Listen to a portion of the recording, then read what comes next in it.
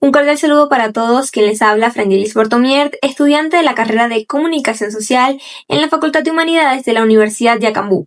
Conforme a la segunda actividad del presente trimestre, desarrollaré una exposición correspondiente a la cátedra Psicología de la Comunicación.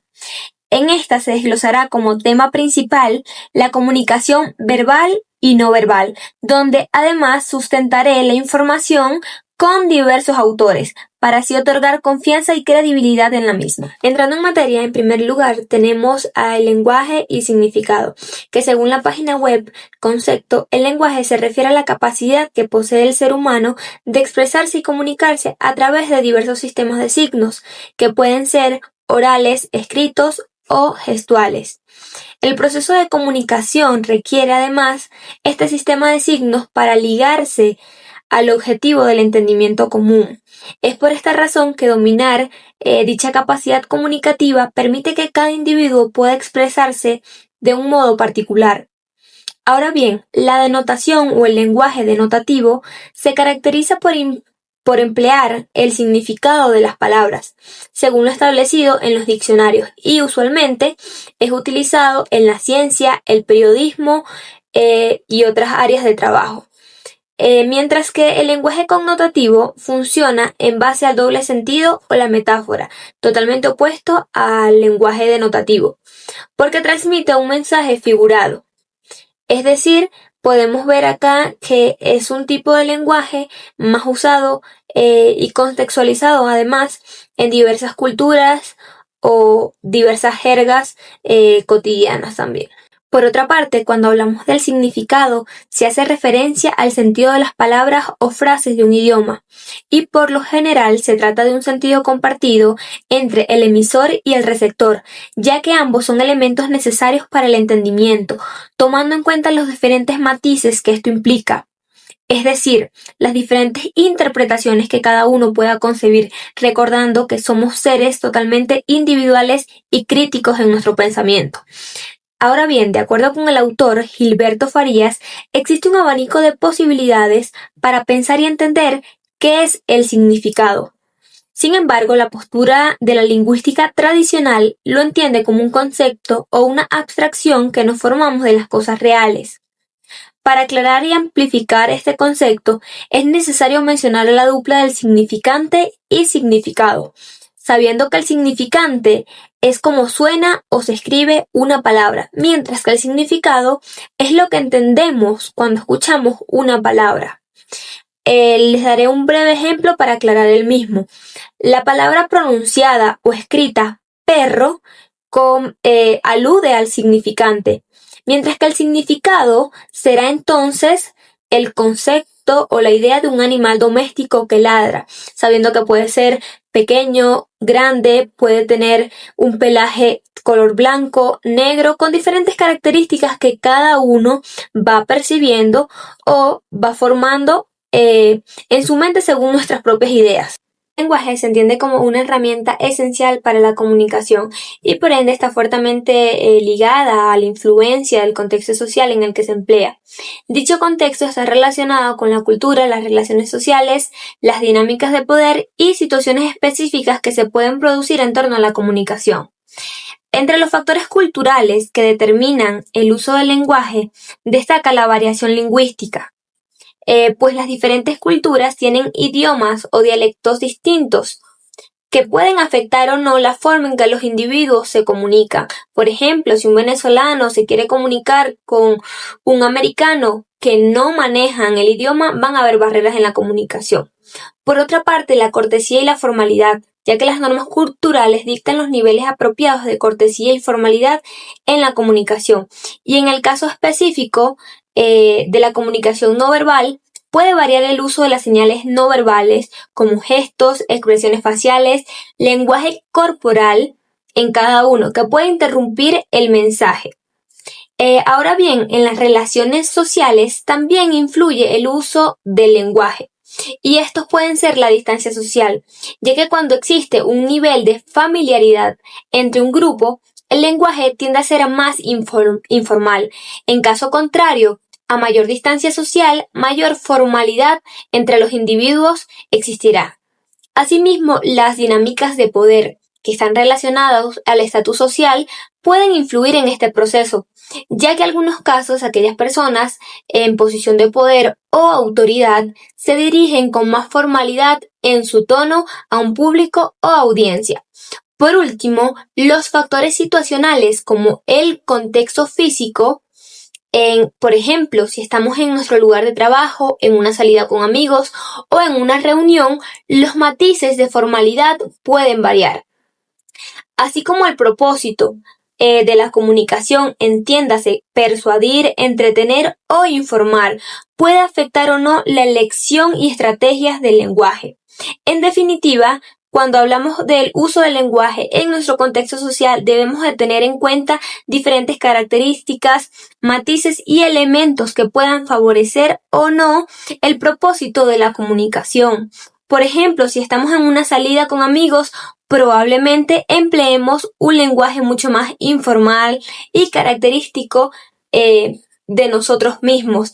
En cambio, si estamos en una reunión de trabajo, vamos a utilizar un lenguaje mucho más formal y con una relación mucho mayor a las formalidades en este caso. Según la página web de Touro University, el lenguaje formal e informal cumplen diferentes funciones o propósitos en la comunicación para transmitir un mensaje de forma oral o escrita. Por ello, el tono, la elección de palabras y la estructura varían en ambos estilos. El lenguaje formal es menos personal que el informal y se utiliza con fines profesionales o académicos, como por ejemplo en auditorías o trabajos de posgrado. Este tipo de lenguaje no utiliza coloquialismos, contracciones ni pronombres en primera persona como yo o nosotros. Mientras que el lenguaje informal es mucho más espontáneo, natural y menos estructurado. A menudo se utiliza para comunicarse con amigos o familiares, ya sea por escrito o en conversaciones. Además, un punto a destacar e importante es que incluye modismos, abreviaciones y diferentes interjecciones. Y por lo general, no siempre respeta las reglas del lenguaje formal, como la gramática o pronunciación. Es bastante común poder evidenciar el lenguaje informal en distintas comunidades donde cada uno tiene su jerga, tienen además su forma de pronunciar diferentes palabras, mientras el lenguaje formal alude a cierto nivel académico, ya que casi siempre la información va a ser transmitida a un público en específico. Por ello debemos de tomar en consideración los diversos matices o elementos que debemos utilizar en ambos casos. El lenguaje directo e indirecto. Se denomina lenguaje directo a la acción de hablar entre dos o más personas en el mismo espacio y tiempo, o a la intervención directa de los diferentes personajes. Por ejemplo, hola, ¿cómo te va? Bien, gracias, ¿y a ti? Mientras que el lenguaje indirecto se refiere a lo que ha dicho otra persona o personaje. Por ejemplo, Lucía dijo que no quería ir a la feria. La diferencia que podemos identificar en ambos conceptos es que el lenguaje directo es utilizado al citar a alguien y el indirecto al relacionarlo lo que dice esa persona sin citarlo directamente. Asimismo, es necesario llevar un ejemplo a mi área de trabajo o a mi futura profesión, ya que cuando un periodista cita a alguien, usa el lenguaje indirecto y cuando está haciendo un comentario de alguna situación o hecho, utiliza el lenguaje indirecto. La comunicación no verbal es el proceso de enviar y recibir información sin la necesidad de utilizar palabras. El comportamiento no verbal puede enfatizar partes de un mensaje. Es por ello que entre los elementos más destacados de la comunicación verbal figuran los siguientes. En primer lugar, las expresiones faciales, ya que el rostro humano tiene la capacidad de expresar innumerables emociones sin decir una sola palabra, y son de tipo universal, pues pueden ser comprendidas en cualquier cultura del mundo, como la felicidad, la tristeza, la ira, sorpresa, miedo, entre otras.